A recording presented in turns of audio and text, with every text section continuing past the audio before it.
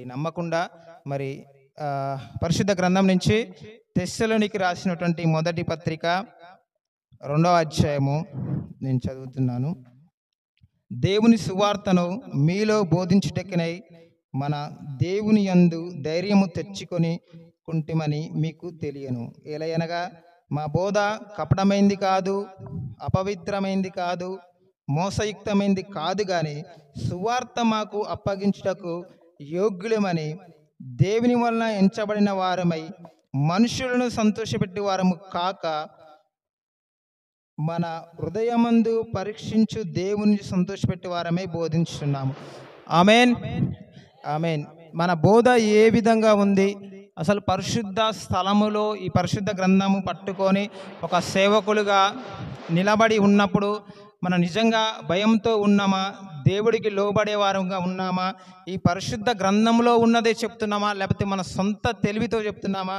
లేకపోతే ఒక బిషప్ని అట్రాక్ట్ చేయడానికి చెప్తున్నామా? సంఘ పెద్దలని లోపరుచుకోవడానికి చెప్తున్నామా? లేకపోతే స్త్రీలకు చెప్తున్నామా? పురుషులకు చెప్తున్నామా?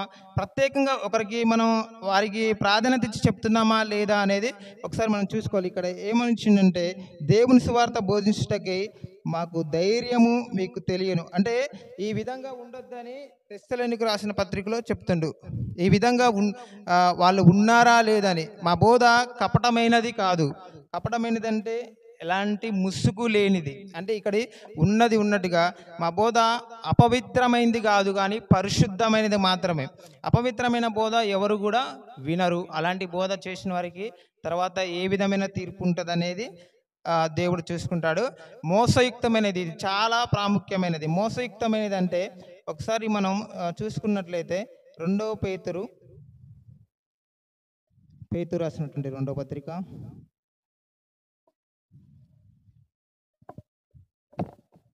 వీళ్ళు అబద్ధ ప్రవచనములు చెప్పేవారు. పేతురు రాసినటువంటి 2వ పత్రిక 1వ అధ్యాయం 20వ వచనం నుంచి నేను చదువుతున్నా. ఒకడు తన ఊహను బట్టి చెప్పుడు వలన లేఖనములో ఏ ప్రవచనము పుట్టదని మొదట గ్రహించవలెను. ఏలయనగా ప్రవచనం ఎప్పుడు మనుష్యుని ఇచ్చ నుంచి కలదు, కానీ మనుషులు పరిశుద్ధాత్మ వలన ప్రేరేపింపబడిన వారే దేవుని మూలంగా పలికిరి. హల్లెలూయా, ఆమేన్. ఇది మనుషులు సొంత తెలివితో సొంత మాటలతో పలికేది కాదు, కానీ దేవుడు పరిశుద్ధాత్మ ఎవరినైతే ప్రేరేపించి ఎవరికైతే అలాంటి వరము కలిగి ఎవరైతే అలాంటి ధన్యత కలిగి ఉంటారో వారు మాత్రమే పలుకుతారు. అదేవిధంగా కింద చూసినట్లయితే ఈ మోసయుక్తమైన బోధ గురించి నేను చెప్తున్నాను.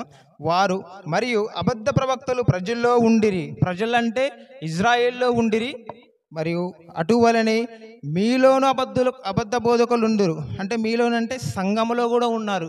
సంఘములోనే సంఘాన్ని చెరిపేవారు, ఈ బోధ కరెక్ట్ కాదు, ఈ బోధ రాంగు, ఈ బోధ పాటించకూడదని సంఘములోనే అబద్ధ భక్తులు ఉంటారు. వీరు తమ నమ్ముకొనిన ప్రభువుని కూడా విసర్జించుదురు. వీరు అసలు దేవుడే లేడు, తండ్రి వేరు, కుమారుడు వేరు, పరిశుద్ధాత్మ దేవుడు వేరు, అసలు త్రియేక దేవుడు వేరు, దేవుని పూజించకూడదు అంటే మరియమ్మను పూజించకూడదు అంటే వాళ్ళకు వాళ్ళే అనాలోచనమైనటువంటి పనికిరాని క్వశ్చన్లు వేసేవారు. మరి వాళ్ళకి ఎలాంటి శిక్ష ఉంటుంది అనేది కిందే ఉంది.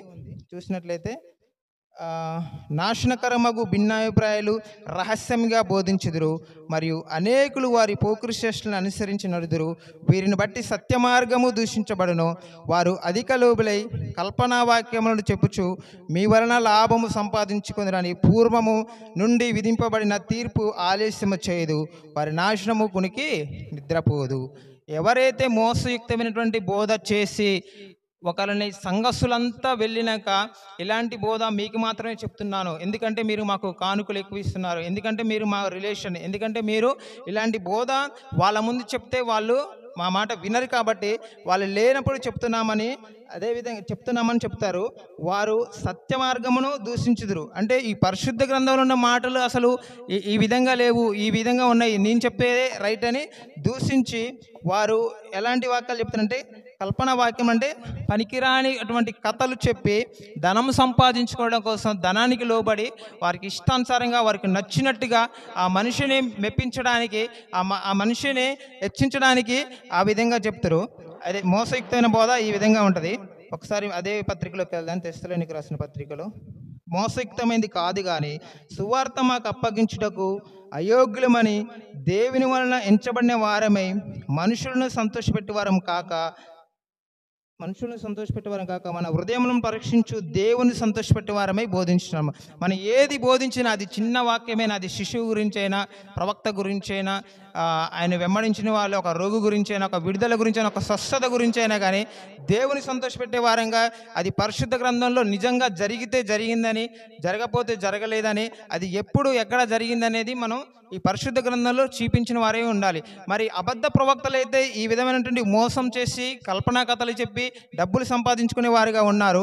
మరి నిజమైన ప్రవక్తలు ఏ విధంగా ఉన్నారు? ఒకసారి యాకోబు రాసినటువంటి పత్రిక పక్కనే ఉంటుంది, 5వ అధ్యాయము. వారు ఎవరికి మాదిరిగా ఉన్నారో చూద్దాం. నిజమైన ప్రవక్తలు ఒక ప్రవచనం చెప్పినప్పుడు అది నెరవేరిందా, నెరవేరితే వారు ఎవరి నామమున ప్రార్థన చేశారు, వారు ఎవరికి మాదిరిగా ఉన్నారో చూద్దాం. యాకోబు రాసిన పత్రిక 5వ అధ్యాయము 10వ వచనం. నా సహోదరులారా, ప్రభునామమున బోధించిన ప్రవక్తలు శ్రమానుభవమును ఓపికను మాదిరిగా పెట్టుకొని సహించిన వారి ధన్యులను కొనుచున్నాము కదా. మీరు యోబు యొక్క సహనము గురించి వింటిరి. ఆయన ఎంతో జాలియు కనికరం కలిగాడని మీరు తెలుసుకొని ఉన్నారు. ఎవరైతే దేవుని నామమున ప్రవక్త అని ఆయన యెహోవా నామమున చెప్తారో వారికి ఎవరి లాంటి వ్యక్తి మాదిరి ఉన్నారంట? యోబు లాంటి వ్యక్తి మాదిరి ఉన్నారంట. మనం ఈ ప్రవక్తల గురించి, మనం ఈ పనికిరాని ప్రవక్తల గురించి మనం చూడాలంటే ఇంకా ద్వితీయోపదేశకాండం 18:22లో కూడా ఉంటుంది. అదేవిధంగా యెషయా గ్రంథము 8:19లో కూడా ఉంటుంది. ఆ 8:19లో సజీవుల దగ్గరికి సచ్చిన వారు వచ్చి దేవుని వాక్యాన్ని చెప్పలేరు కదా. దేవుని పేరిట అనేకులు వచ్చి మిమ్మల్ని రకరకాలైనటువంటి కథలు చెప్పి, రకరకాలైన మాటలు చెప్పి మార్చాలని చూస్తారు. మరి ఇక్కడ తెస్సలోనికి రాసినటువంటి పత్రికలో వారు ఏ విధమైన సేవ చేశారంటే, వాళ్ళ బోధ కపటమైంది కాదు, మోసయుక్తమైంది కాదు. మరి ఇంకా ఏ విధంగా ఇక్కడ ఉన్నది మనం చూస్తుంటే, ఆ బోధ కపటమైంది కాదు, మోసయుక్తమైంది కాదు, అపవిత్రమైంది కాదు, కానీ దేవుని సంతోషపెట్టే వాక్యమై ఉన్నది. మరి అలాంటి వాక్యము మనం కలిగి ఉండాలంటే మనం వ్యక్తిగత ప్రార్థన చేయాలి, కన్నీటి ప్రార్థన చేయాలి. మరి ఆయన యందు గోజాడాలి. ముందు మనల్ని మనం పరిశీలించుకోవాలి. మనం చెప్పేవారంగా ఉన్నామా, చేసేవారంగా ఉన్నామా అనేది పరిశీలించుకోవాలి. అదే యాకోబు రాసిన పత్రికలో అబ్రహాం యొక్క విశ్వాసము క్రియల ద్వారాగా చూపించబడింది, కానీ విశ్వాసము క్రియల ద్వారా చూపించింది, కానీ ఆ క్రియలను ఆయన ఏ విధంగా దేవుని ఎదుట ప్రత్యక్షపరిచి ఆయన నిజమైన స్నేహితుడని పిలిపించుకున్నటువంటి వ్యక్తి అబ్రహాం ఒక్కళ్ళే. దేవుడికి స్నేహితుడిగా అంటే ఆయన క్రియలున్నాయి, విశ్వాసం ఉన్నది. క్రియలేని విశ్వాసము మృతము. మరి తెస్సలోనికి రాసినటువంటి పత్రికలో కూడా సేవకులు బోధించే ప్రతి దాన్ని వారు చెప్పుడు మాత్రమే కాదు, కానీ పాటించే వారిగా ఉండాలని. మరి ఇక్కడ తెస్సలోనికి రాసినటువంటి పత్రికలో వారి బోధ ఏ విధంగా దేవుని సంతోషపెట్టే వారికి ఉందో అలాంటి బోధ మనం కూడా కలిగి ఉండాలని ఈ చిన్ని వాక్యాన్ని దేవుడు దీవించలాగా ప్రార్థన చేసుకుందాం. ఆమేన్.